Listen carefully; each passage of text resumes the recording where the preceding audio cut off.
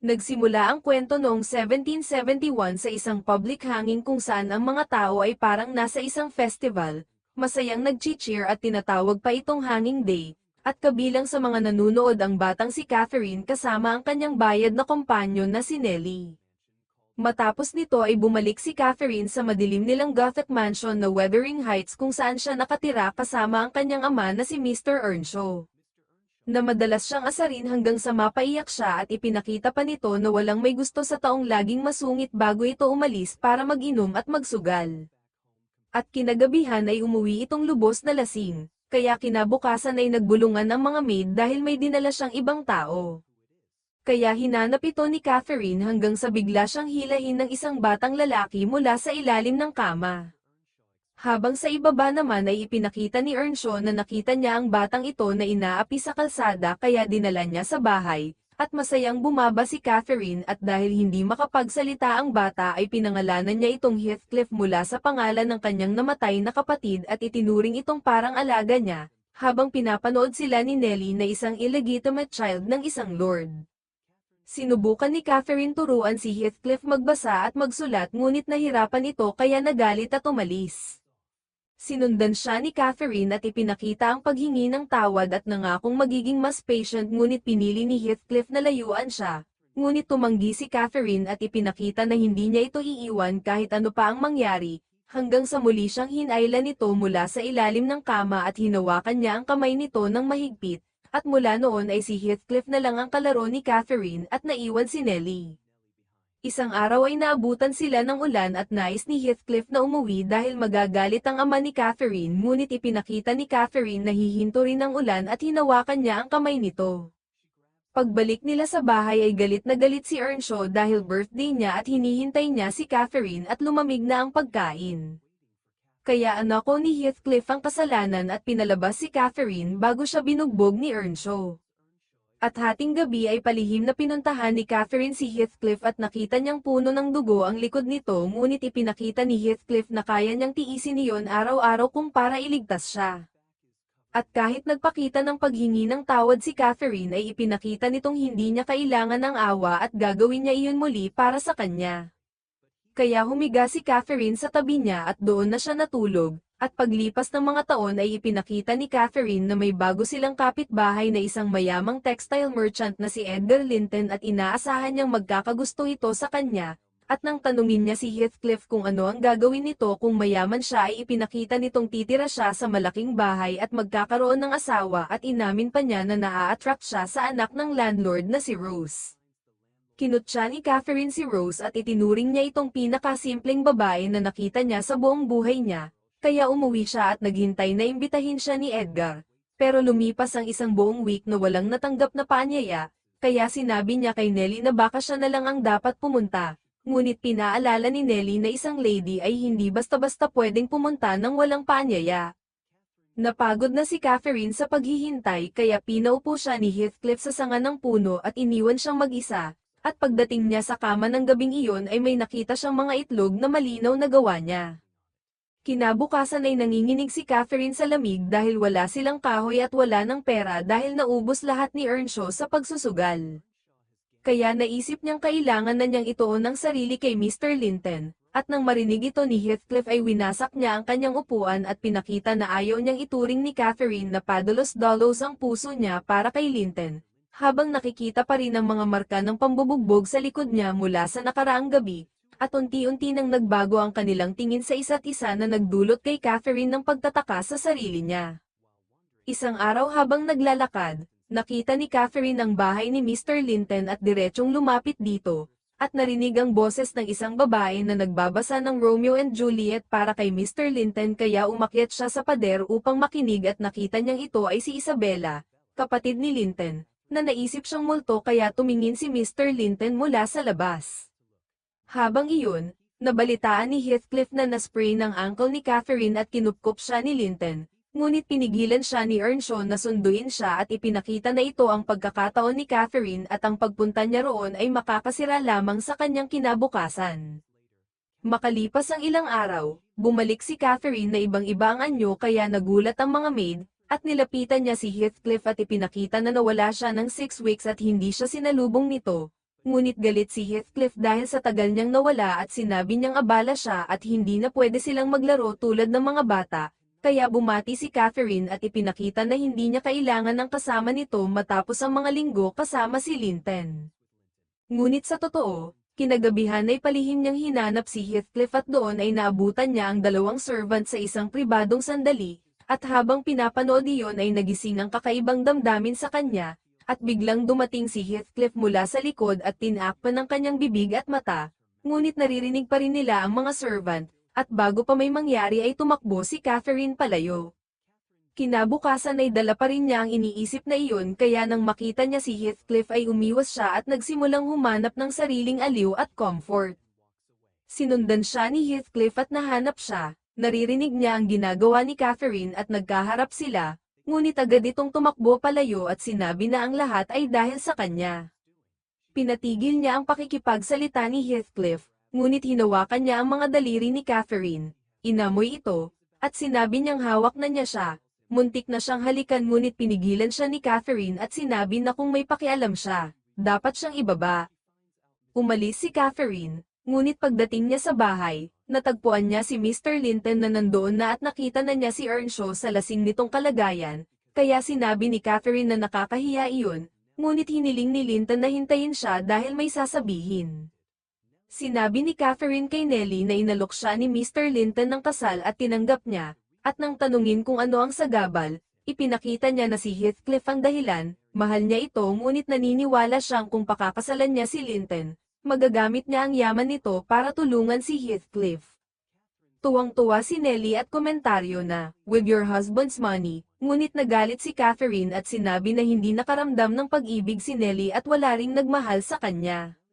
Sa sandaling iyon, napansin ni Nellie si Heathcliff sa pintuan at sinubukan pang alamin ang karagdagang sagot kay Catherine, na nagsabing mapapahiya siya kung pakakasalan niya si Heathcliff, ngunit umalis si Heathcliff bago niya narinig ang buong katotohanan kung gaano siya kamahal ni Catherine. Kinabukasan, nagmadaling pumunta si Catherine sa bahay ni Linton upang kanselahin ang kasal, ngunit nalaman niyang umalis na si Heathcliff, kaya nagpa siyang maghintay sa kanya. Iniisip na biro lang ito ngunit hindi na siya bumalik. Sa huli, pinakasalan ni Catherine si Mr. Linton, ngunit ang puso niya ay hindi kailanman tumibok para dito at hindi siya masaya sa marangyang buhay na ibinigay nito, kahit pa gumawa si Linton ng silid sa kulay ng kanyang mukha, wala pa ring ngiti sa labi ni Catherine. Sinubukan niyang kausapin si Nellie ngunit sinabi nito na wala siyang dapat ireklamo at masyado silang comfortable, at unti-unti niyang tinanggap ang buhay na iyon, ngunit patuloy na hinahangad ng puso niya si Heathcliff at palaging nararamdaman ang pagkawala nito. Bumisita si Catherine sa Wuthering Heights at nakita niyang lumala na ang kalagayan ni Earnshaw. Na nagsabing wala na siyang pera, ngunit sinabi ni Catherine na nagbibigay si Edgar at alam niya iyon. At humingi si Earnshaw ng dagdag ngunit sinabi ni Catherine na gugastusin lang niya iyon sa sugal, at pinagtawanan siya ni Earnshaw. Ipinahiwatig na wala siyang anak at may mali sa kanya o sa asawa niya, kaya nagalit si Catherine at ibinato ang mga barya sa sahig, ngunit pinilit siya ni Earnshaw na manatili at panoorin siyang pulutin ang mga ito, kaya kinuha ni Catherine ang mga barya at humingi ng tawad.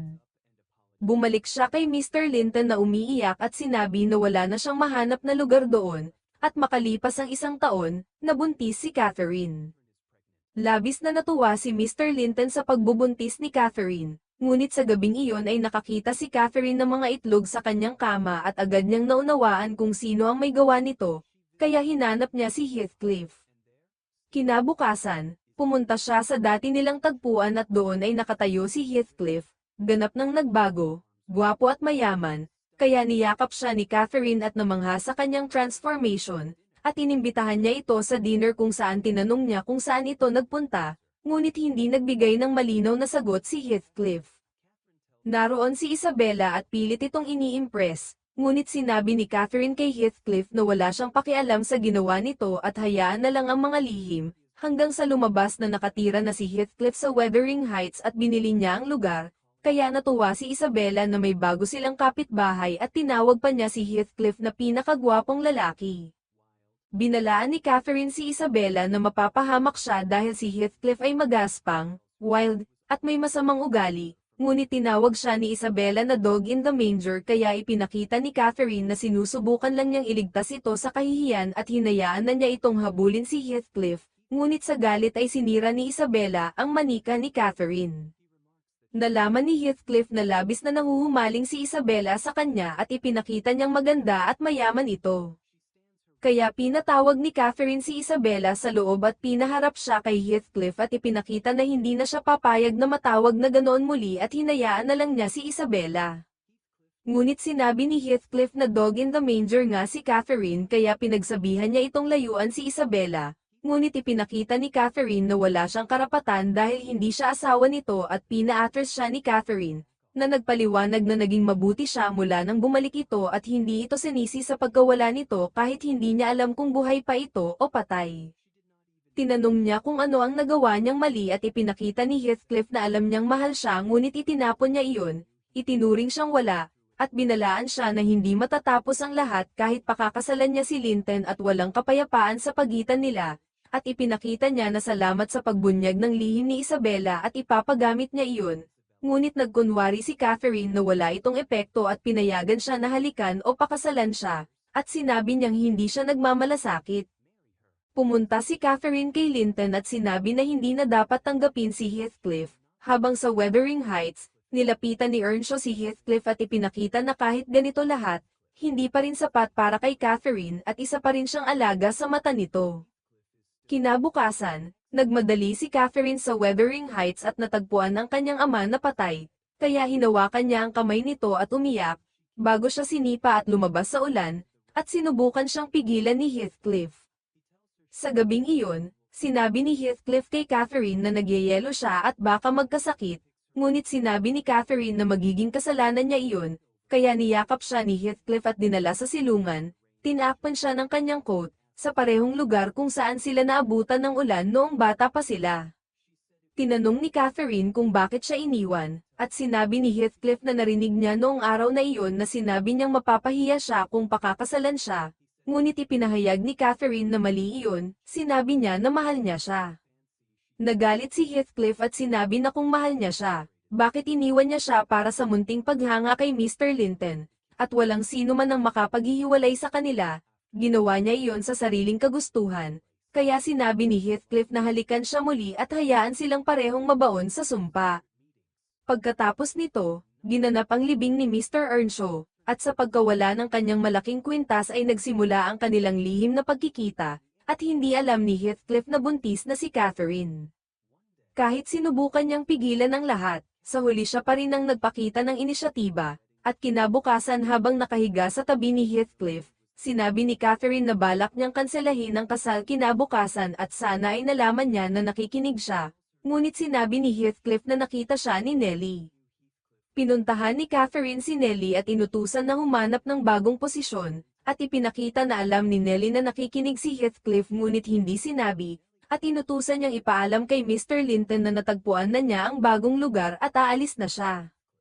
Kinabukasan, ipinagbawal ni Mr. Linton kay Catherine na makita si Heathcliff, at sinabi na masama kung may makakalimot at isipin ang kabutihan ni Catherine bilang hindi kanais-nais.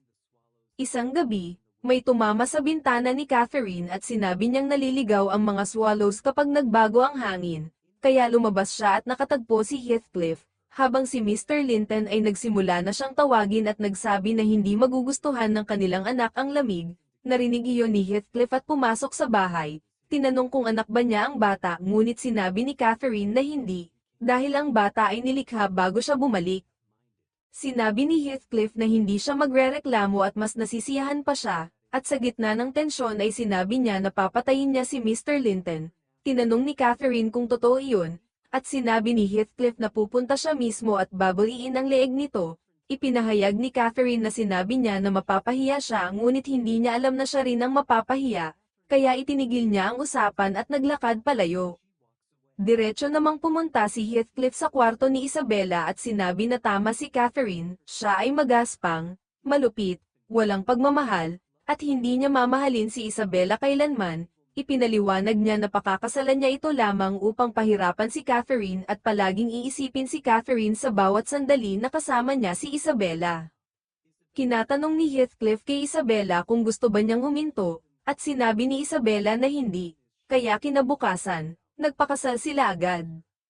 Labis na nasaktan si Catherine nang malaman niya ito, at pinagalitan siya ni Mr. Linton, sinabing hindi niya papayagan ang pag-iyak niya sa harap niya dahil sa lalaking iyon. Sumulat si Isabella kay Nellie dahil alam niyang hindi ito tatanggapin ni Linton, nagtatanong kung ano ang kanyang pinakasalan, kung tao ba si Heathcliff, baliw ba o demonyo, at tinawag itong monstrous, diabolical, possessed, at humingi ng tulong kay Nellie, ngunit isinulat ang liham ayon sa utos ni Heathcliff, na naiinis na walang sumagot. Inutusan ni Heathcliff si Isabella na sumulat ng isa pang liham, direktang kay Catherine, ngunit sinunog ni Nellie ang liham at pinigilan si Linton na makita si Catherine, sinabing hindi siya pwedeng magpadalos-dalos, at tinanong kung paano siya marerespeto ni Catherine kung susuko siya. Lumala ang kalagayan ni Catherine, hindi siya kumakain o umiinom, at sinabi ni Nellie na delikado iyon para sa bata, ngunit sinabi ni Catherine na wala na ang bata, at sinabing hindi siya damyugo, kaya sinabi ni Nellie na okay ang bata. Inukit ni Catherine ang pangalan ni Heathcliff sa tabi ng kanya sa bintana. Bumisita si Nellie sa Wuthering Heights at nakita si Isabella na nakatali parang aso at kumikilos din gaya nito, at sinabi ni Heathcliff kay Nellie na ipaalam kay Catherine na natagpuan na niya ang katapat sa kanyang degradation, ngunit tumanggi si Nellie, at pinayuhan niya si Isabella na umuwi, ngunit sinabi ni Isabella na nasa bahay na siya. Pagkatapos umalis si Nellie, pinilit ni Heathcliff si Isabella na sumulat ng karagdagang liham, ngunit hindi niya pinayagan na makarating kay Catherine, habang pareho sina Catherine at Heathcliff na nagliliyab sa pagnanasa sa isa't isa. Humiga si Heathcliff sa ilalim ng kanyang kama, naramdaman ni Catherine ang kamay niya na hinahawakan ng kanyang paa, narinig niya ang boses ng batang Heathcliff, at nakita siya sa kanyang hardin. Isang araw, pumasok si Nellie at sinaway si Catherine, sinabing hindi niya papayagan ang grotesque na kilos at inutusan siyang bumangon, at dito nalaman na may septicemia si Catherine. Sinabi ni Nellie kay Edgar na galit siya dahil minura ang kondisyon ni Catherine bilang theatrix, ngunit sinabi ni Catherine na huwag umalis si Nellie, sigurado siyang hindi ito sinasadya. Pagkatapos ay bumulong siya kay Nellie, at sakay ng kabayo, dumiretso si Nellie kay Heathcliff, na rumesponde agad at sumugod kay Catherine habang nanginginig siya. May boses na nagsabi sa kanya na magiging maayos siya bukas, ngunit hindi ito si Heathcliff, kundi si Mr. Linton. Hindi pa dumating si Heathcliff at wala na si Catherine, ngunit nang makarating siya sa kanya, sinabi ni Mr. Linton na patawad siya, lumapit si Heathcliff kay Catherine, sa isang sandali ay parabang sasabihin niya ang isang bagay, tumawag siya ng doktor, ngunit wala ng buhay sa katawan ni Catherine. Ibinulong ni Heathcliff na hindi niya kayang mabuhay nang wala ang kanyang buhay, hindi niya kayang mabuhay nang wala ang kanyang kaluluwa, kaya niyakap niya si Catherine at humiga sa tabi niya, at dito nagtatapos ang kwentong ito.